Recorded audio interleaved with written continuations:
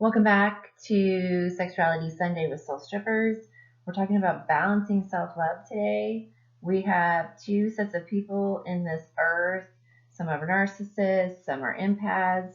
Everybody has these different string of qualities within them.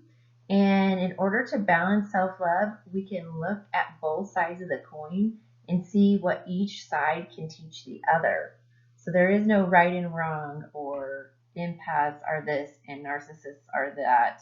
It's more of taking both sides and trying to become a perfect balance within yourself. That means that you're not overly infatuated with you, but you're not overly infatuated with everybody else in the outside world and disregard yourself. And that's how empaths and narcissists need to start looking at each other as one.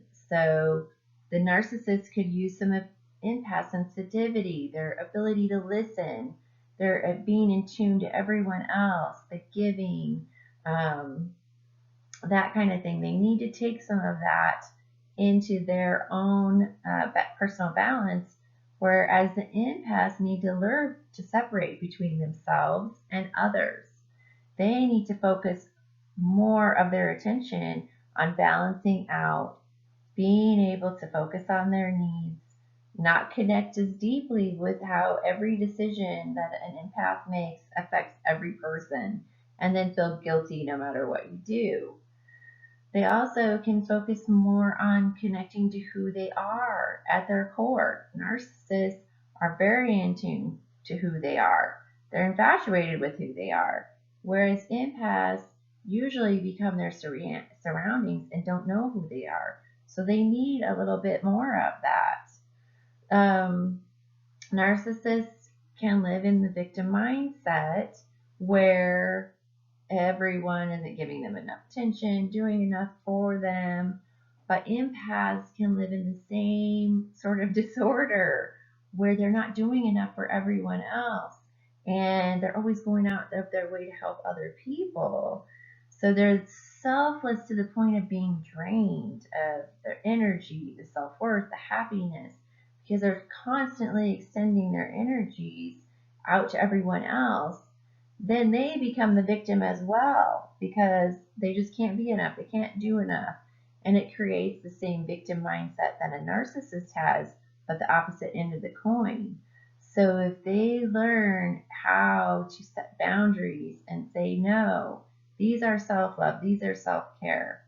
And narcissists, on the same token, can learn how they are their own worst enemy if they cannot help others without having some sort of a payoff, or if they can extend some of their energy outside of themselves to other people rather than always having to be about them.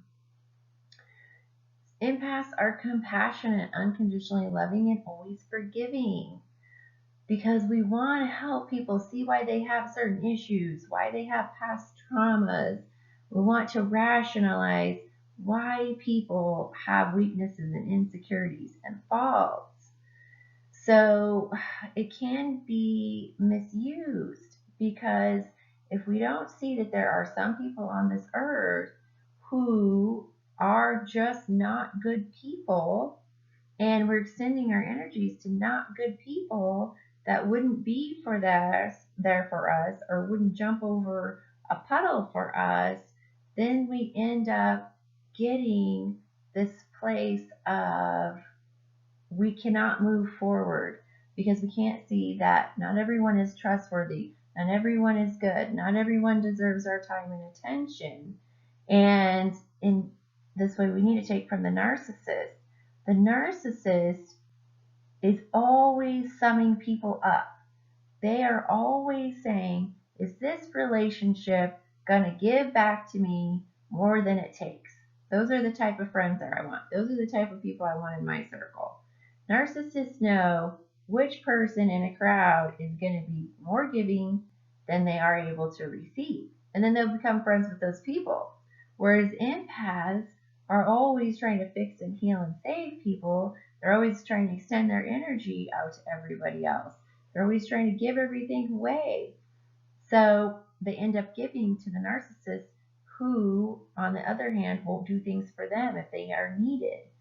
So it ends up being a toxic relationship within ourselves and with the people around us.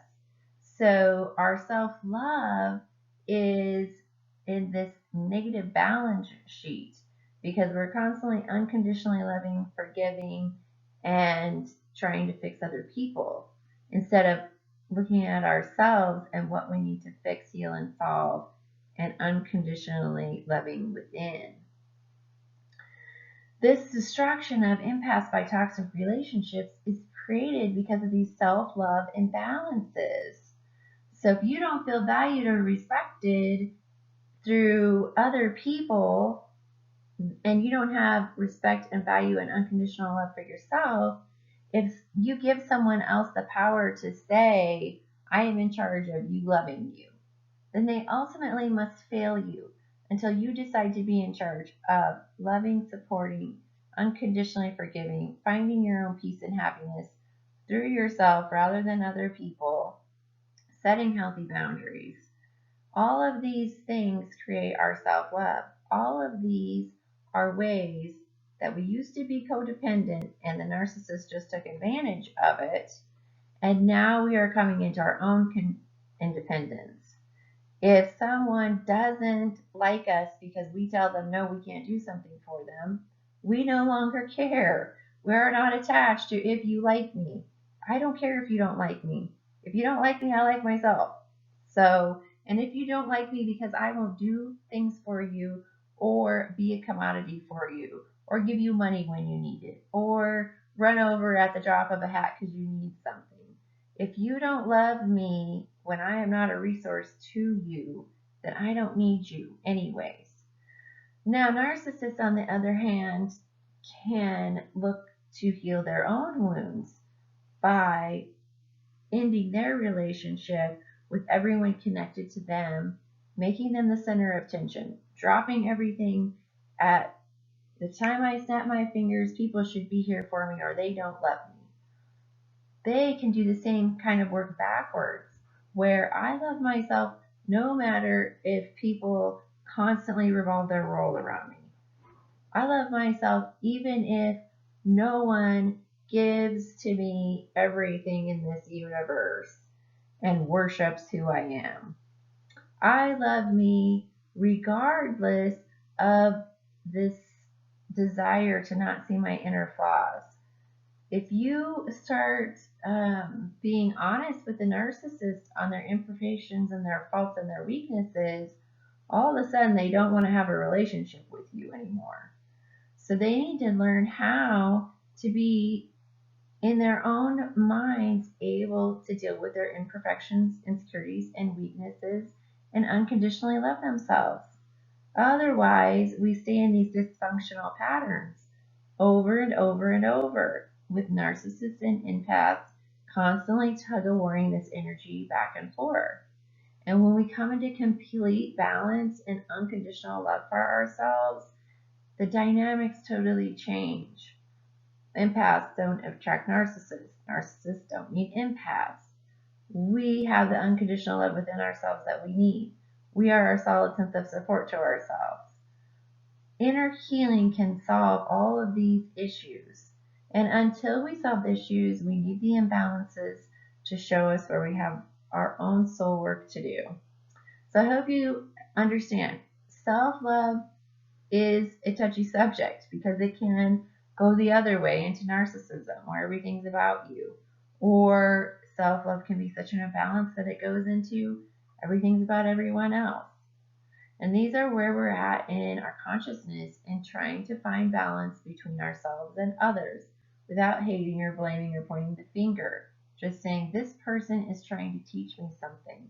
I could use a little more of their qualities. They could use a little more of mine. This is how we're all reflections of one another and why we need to be seen as separate so we can see our own issues. So I hope that's helped you to understand self-love, and you have a great Sunday. Check back in with me next Sunday. I will always be posting videos on our sexuality and our soul healing. So thanks for watching.